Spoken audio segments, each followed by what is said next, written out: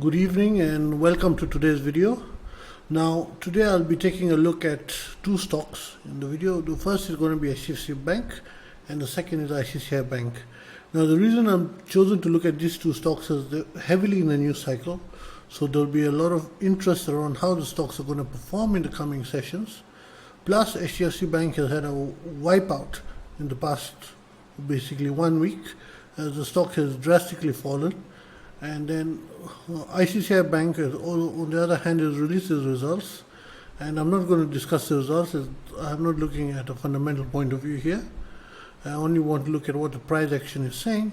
So I'll be taking a look at the chart and seeing where it can go in the coming trading sessions.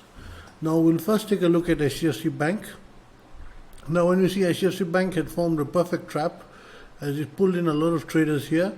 It was looking like it's going to have a breakout, but it turned out to be one hell of a gap down as it has fallen from 1,700 to basically 1,478. Now, how I expect HDFC Bank to perform in the coming sessions is going to be heavily dependent on certain factors.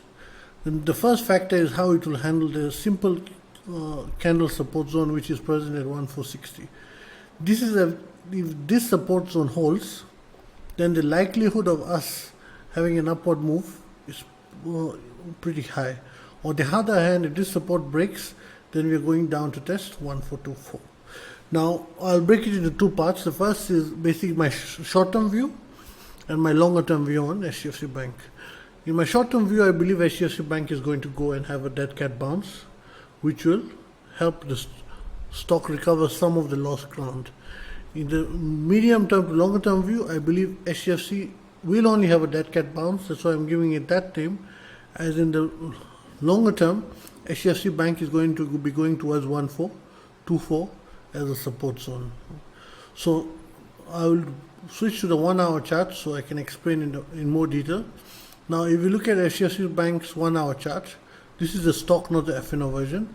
Then we see basically how I expect it to trade this coming week. If we manage, I expect it to hold this key support zone of 1,461. If we test it, then I expect it to end up going and breaking through the first resistance at 1,498. That will provide a bit of a challenge. But once we break it, I expect us to go to the next hurdle, which will be between 1,520 and 1,526. This is going to be the next very crucial resistance zone. If we break this, then we're going to 1,550. Now, why I have only highlighted to 1,550 is this is as I expect in the coming sessions will be basically first having a rise until there. Once we reach there, then there's going to be a deciding factor which will be mainly playing out in the daily chart. As I expect HDFC Bank to have a dead cat bounce until here, and then in this zone to form a box range which will number one break option bias, and as basically it will just go sideways. Then in the medium term, I expect HDFC Bank, if it breaks this even and it goes above, still in the medium term I believe HDFC Bank is not a buy, as it will be going down towards the support at 1,424. However, for the coming sessions, I expect HDFC Bank to do well because of the drastic fall it has had, and I expect this key support zone to hold the stock up and give us a dead cat bounce. So I'm going to be playing HDFC Bank using that sort of analogy. Another reason why I'm explaining the dead cat bounce is we're seeing the volume buildup is improving. As you see here, we had only bearish volume. Bullish volume was hardly there. Now the bullish volume is starting to appear once again. So that's a big positive.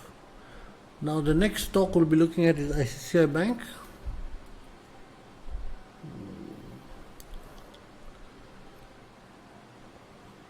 Now ICICI Bank, we'll look at the daily chart first. Now ICICI Bank in the daily chart has been sort of in a box range as it has been trying to break up above this zone from quite some time. As we look, even this zone has acted as a resistance zone in the past, in basically July 2023. Then again we hit it in December 2023. Then again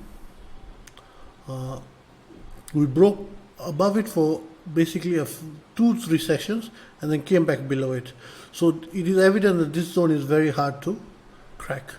However, owing to the market positivity due to the Ram Mandir and everything and the upcoming elections, I expect ICICI Bank to do well. And technically it is a very strong bank. Fundamentally it's also a very strong bank.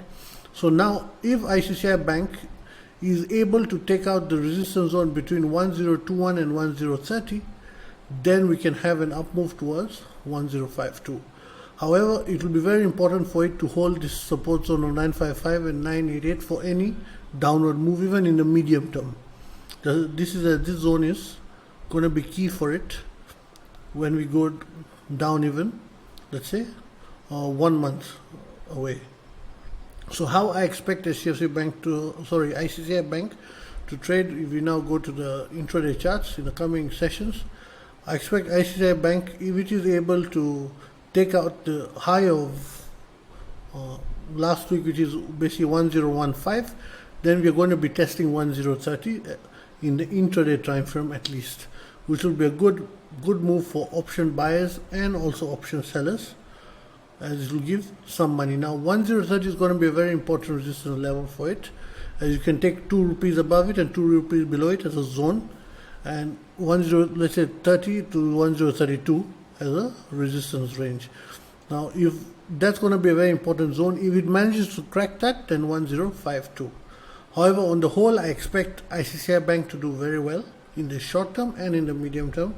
However, I do not expect HDFC Bank to do well in the medium term, but it will do well in the coming days because of the drastic fall it has had.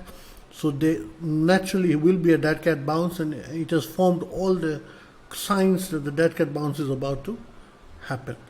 So that will be an interesting thing to watch. Thank you for watching this video, and if you did like it, then hit the like button and also subscribe to the channel. And if you are interested in any of the services, then do WhatsApp to the number shown below in the information box. Thank you.